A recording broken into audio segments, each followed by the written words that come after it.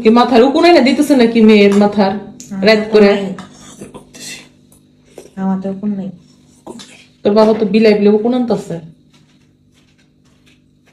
ওই দেখ তোর এমনি শীতি মাশাল্লাহ আরো শীতি বড় করে দিতেছে। কয়টা উকুন আনছে মাথার থেকে?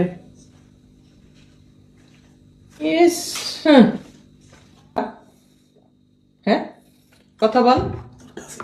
হ্যাঁ এইভাবে আদর করে?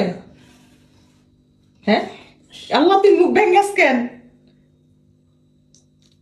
তোর আদর করে এইভাবে? এটা ফুলো না।